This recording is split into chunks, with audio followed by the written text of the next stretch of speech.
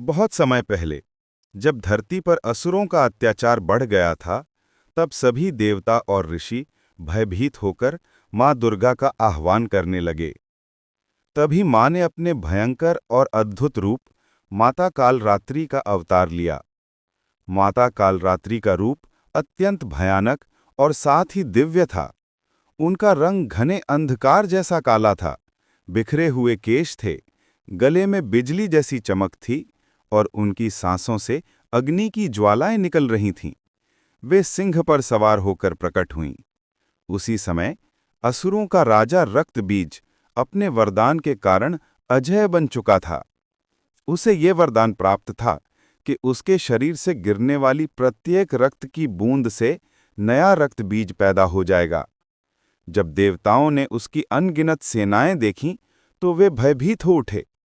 तभी माता कालरात्रि युद्धभूमि में पहुंचीं। उनकी गर्जना से आकाश कांप उठा।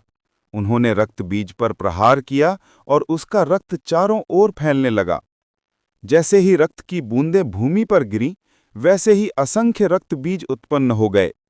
माता ने तुरंत एक दिव्य उपाय किया। उन्होंने अपनी विशाल जिह्वा बाहर निकाल ली और रक्त की हर एक बूंद को पी लिया, ताकि धरती पर एक भी बूंद ना गिर पाए। इस प्रकार मां कालरात्रि ने रक्त बीज की अनगिनत सेनाओं का अंत कर दिया। अंत में मां ने स्वयं रक्त बीज का वध कर दिया। उसकी मृत्यु के साथ ही देवताओं ने राहत की सांस ली और धरती पर फिर से शांति स्थापित हुई। सभी देवता और ऋषि मुनि मां के चरणों में झुककर बोले, हे माता कालरात्रि, आप ही हमारे भय को दूर करने वाली और अंधकार को प्रकाश में बदलने वाली हैं।